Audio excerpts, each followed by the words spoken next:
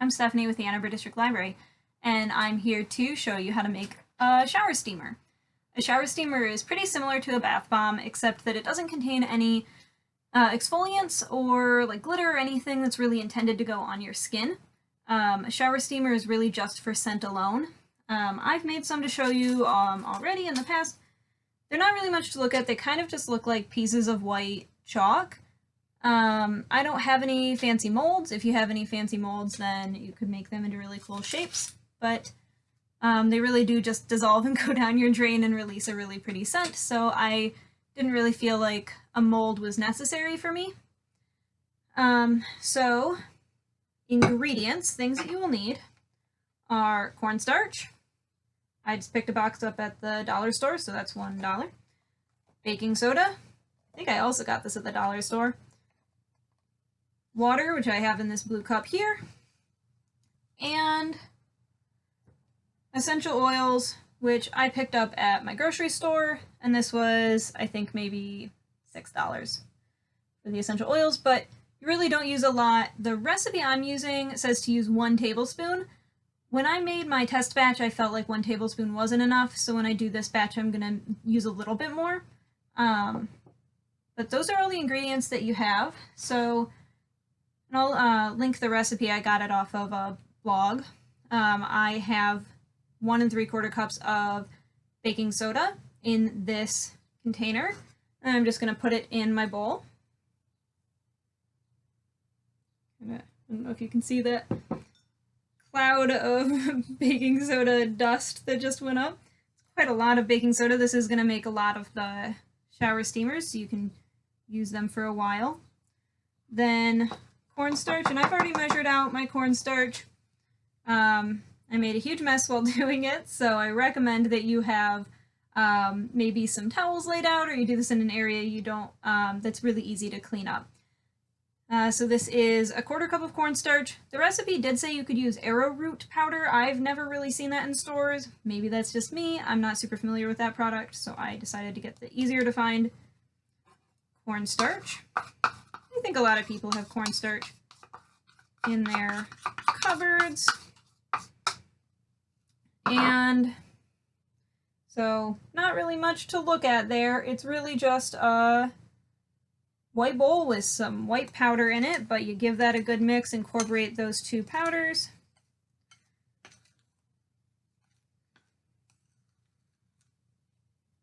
And then once that's incorporated, you can add your essential oil. Now, I got orange because I really like the scent, and I feel like that's really all you're doing is just releasing a really nice scent into your shower. You can use more, and I'm not super into aromatherapy, so I don't know what all the different scents are supposed to do for you.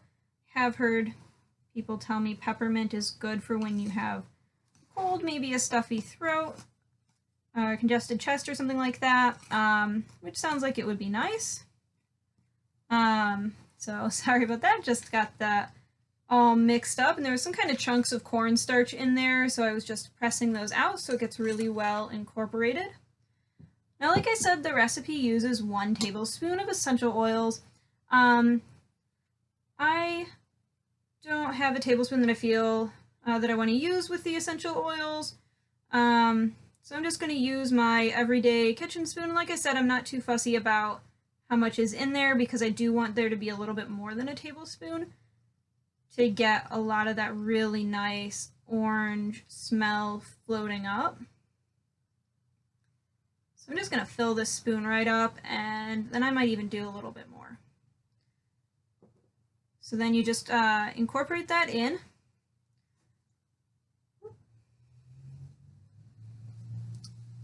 So let's see if I can tilt this down. So you're just seeing the bowl. Kind of looks, the yellow, the orange is kind of popping against the white there, but I'm just going to smush it a little bit so it really disperses through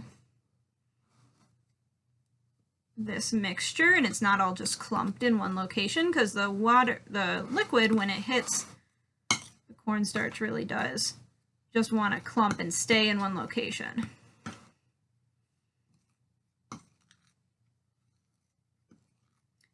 this orange I can really see, I don't know if it's showing up too well on the camera there, but I can really see where it's at in here. And it smells really nice in this room right now.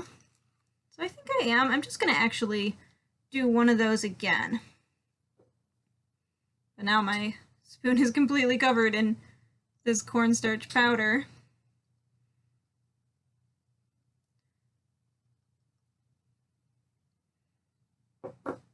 Just do that.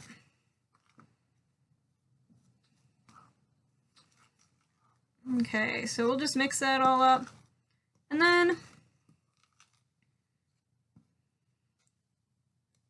we'll add water to make this into a solid, because I have mine here, and this is more just a solid cake. You want something that you could like maybe store in a container and pull them out when you're ready, and it's not just, you know, this is a loose powder right now. You really do want something a little bit more solid than that. So I have just a glass of water right here. And the recipe calls for 4 tablespoons of water.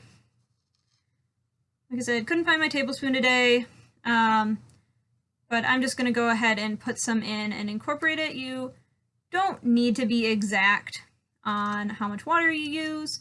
If you add too much, it'll just be a little bit too liquidy, and when you put it in your mold, you might have to wait longer for it to solidify and harden up. So, like I just did some, but it's clearly not enough because this is still this loose powder. So I'm just gonna pour it in. I don't really know that I need to measure it so much. And I don't know if any of you have ever done that activity with kids where you mix cornstarch and water and you get that kind of weird feeling mixture. I think we called it oobleck when I was a kid. Oh, there's a good spot of that oil. It needs to be incorporated. Yeah, we called it oobleck. It was based off of that Dr. Seuss book, I think.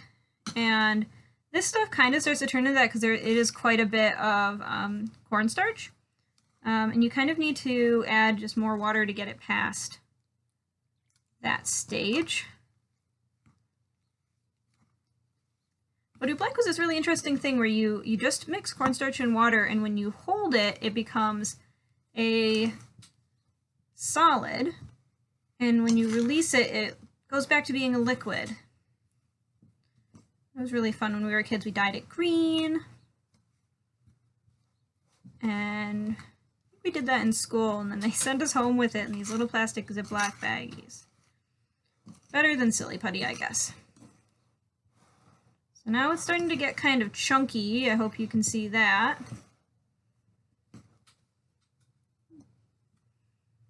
Let's see what you can see. So, kind of chunky there. So we're going to add a little bit more water. I'll just finish this glass, I think, because why not?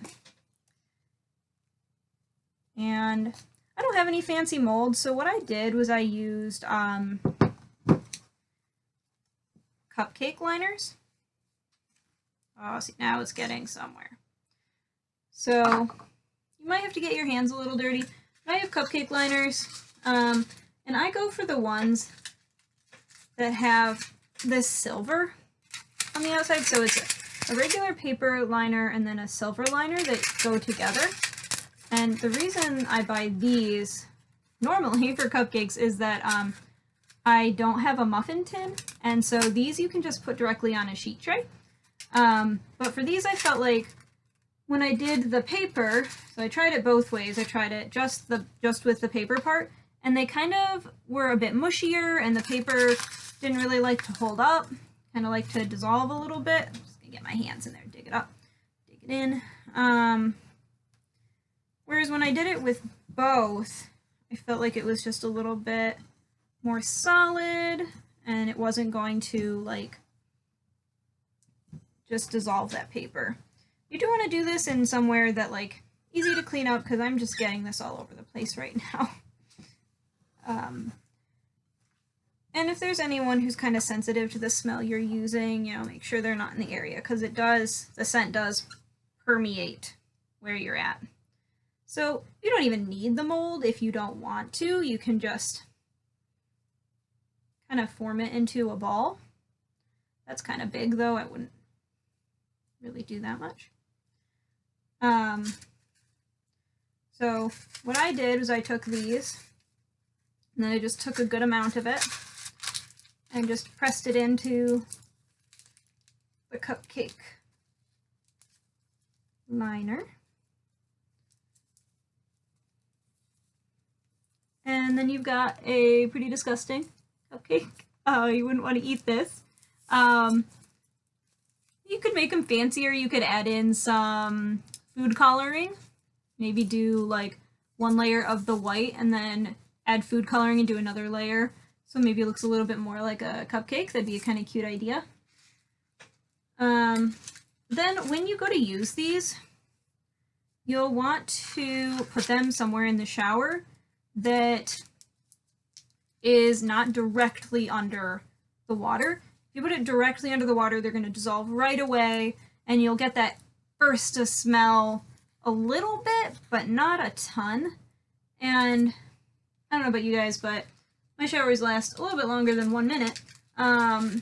So I like to put them somewhere that they'll get some water, but not direct water. And then they will be dissolving slowly over the course of your shower, and you'll get so much more of that scent wafting up at you. Like I said, you can do this with any smell, any essential oil you want. I did orange just because I enjoy that scent. You could do lavender or really anything you want. Rose, peppermint. I think peppermint would be really good. So like I said, a lot of people use peppermint when they feel like they're getting sick and they feel like that helps them. I think it's just a really comforting scent. So once you're done with these, once you're done pressing all of these into these molds, they would, you know, don't look wonderful, but they do look functional. You let them dry. Depends on how much water you put in. Let them dry for about 24 hours.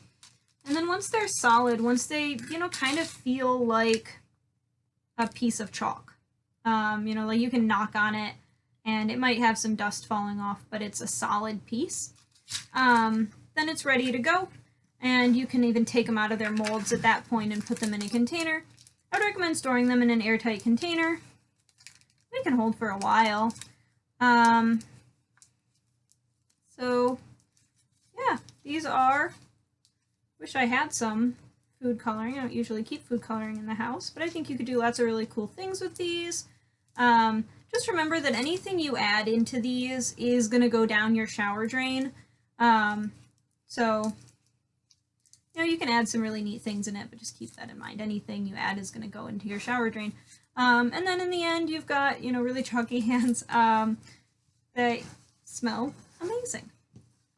So that is DIY shower steamers, very similar to a bath bomb, just without the fun things that go on your skin, like the exfoliants and the different colors and stuff like that. And this is such an easy craft. Anyone could do this, really. And it only takes 3 ingredients. So that's how to do DIY shower steamers with just 3, well, 4 ingredients if you count water as an ingredient. Just 4 ingredients and use disposable molds. Oh, one last thing I should say is that if you do use like a silicone mold, I have heard that the essential oil smell just kind of sticks to the silicone mold, which isn't a problem, but if you're going to use that mold again for baking, maybe maybe don't. You know, it might just smell a little bit odd after that, so I would recommend, if you're going to do something like this with essential oils in a silicone mold, maybe just use that for only a craft thing from then on, and don't go back to using it for a food grade thing. You're not really supposed to eat essential oils. So thank you for joining me in my my craft here for making DIY shower steamers. These little guys, put them in your shower, have a nice smelly shower. And I was Stephanie with the Ann Arbor District Library, and have a good day.